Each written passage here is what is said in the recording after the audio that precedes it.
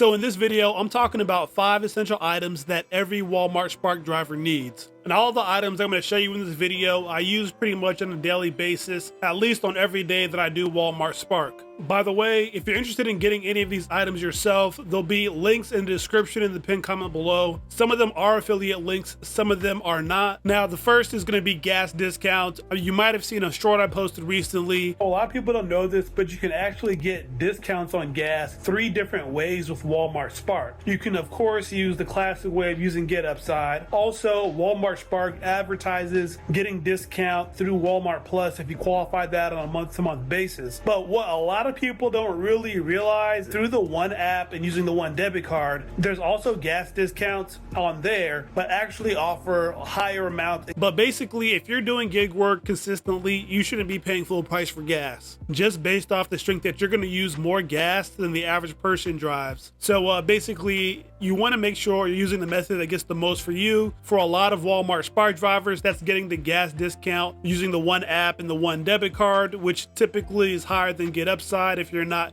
consistently making referrals or getting a little bit of extra referral bonus. At least whenever I compare the two for at least the last couple of months, the gas discount I'm getting in the one app is always higher. Right into the action. Old Faithful right here. You see this little bitty, let me bring it out. All right, so right here, I got my collapsible wagon. As you can see, fits in the back seat, nice, tight, and tucked. And when I need it to do those big Walmart Spark deliveries with a ton of water on them, pop it out. Boom, we got a full sizer. And as far as the depth, I don't know if you can tell how deep it is, but you can see it creates a little shadow on there, how deep it is. But it's enough to see 2 waters high, and a lot of times I can carry 3 or 4 waters on there if I don't have any other groceries. So I stack 2 waters. It fits one more on the side standing up. Then I can even throw another one on top, fitting a little bit over it as a 3rd stack. Now, what a lot of people do, I've seen them with shallow wagons, and the 3rd, or even not even the 3rd, the 2nd water stands outside, but that's no bueno, because we're not doing this thing to take 2 trips. We're doing it to be a 1-trip Mitch out here. Of course, got the wheels that are kind of big and thick. This part right here.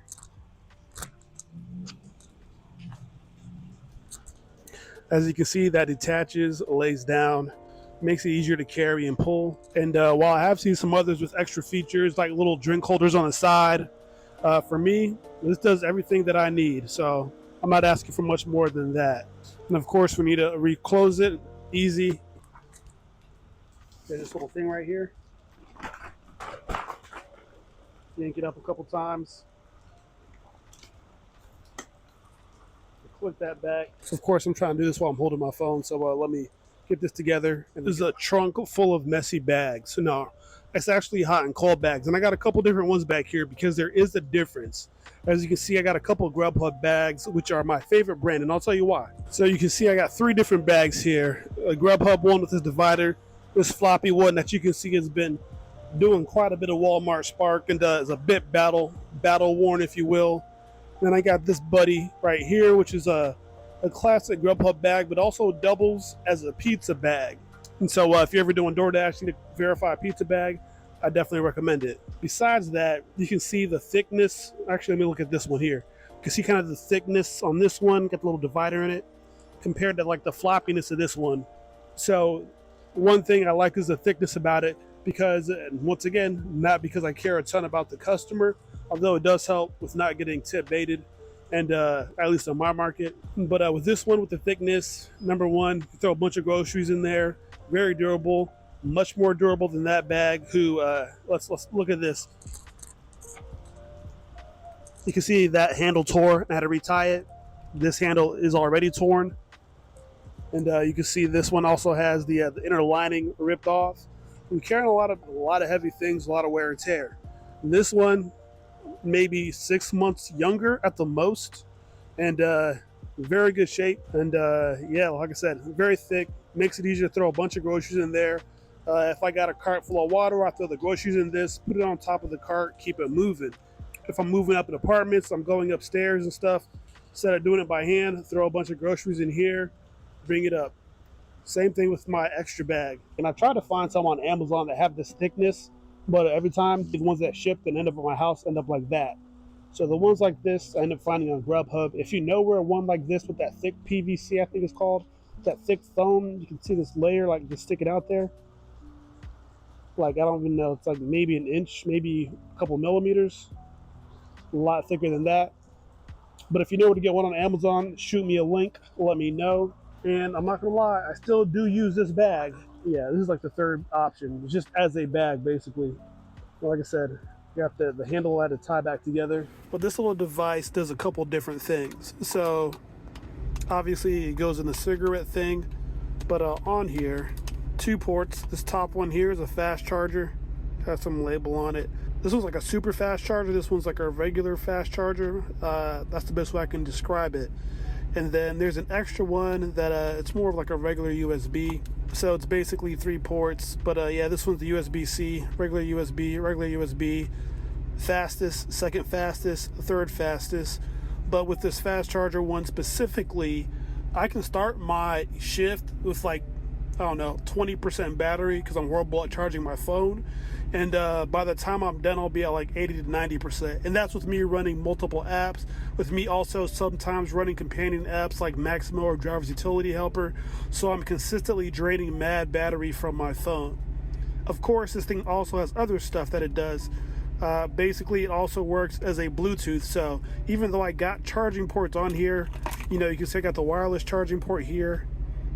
And I got these USBs as well. But with this, basically with my backup phone that I ended up playing chess on and filming with, I can also use that as Bluetooth. That's another channel on here through this, basically through the FM radio. So I have Bluetooth on my car, I have Bluetooth on this thing, and even when I drive my Hoopty, my 2005 Nissan Maxima, I throw this in here, and now I have Bluetooth on that as well with super fast charging, etc. So this is a handy little thing that I bought on Amazon years ago, but I still use every day to this day. Now, the last thing every Walmart Spark driver needs, if they don't have it already, is a premium mileage tracker. And I know there's a lot of mileage trackers out there.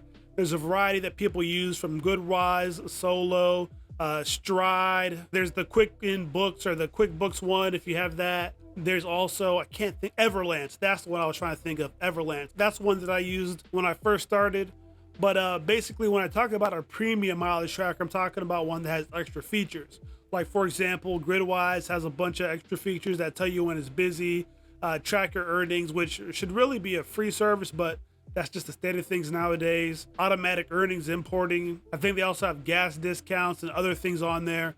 But for GridWise, especially if you're an Uber or rideshare driver, that seems like the better option. Now, the other one that I use that's sponsored this channel in the past, but isn't sponsoring this video, is the Solo. Now, with the Solo app, the premium features with that one are the mainly earnings guarantee. I think some of the mileage tracking or the earnings importing is included in that tier as well. They also have information about what other Solo users are making, so they can tell you the local average or what other Solo drivers are making that week in that same app, and kind of give you an idea of how you're doing compared to the competition or the rest of the market, if you will. And one thing that I've heard people say in my comments on other videos where I talk about Solo is that their mileage tracking isn't accurate, or it's missing miles. And I tested this out, and what I noticed is that when I did the manual mileage tracking on both GridWise and Solo, which are the 2 main premium mileage trackers I use, it came out to the exact same amount. As a matter of fact, Solo was a little bit more accurate, being that it went and rounded to the 100th decimals place versus with the 10th decimals place like GridWise did. Now, that's just some nerd shit if you're a nerd like me, but it does matter when people talk about accuracy to say one is literally more accurate than the other. Now, on the other side of the coin,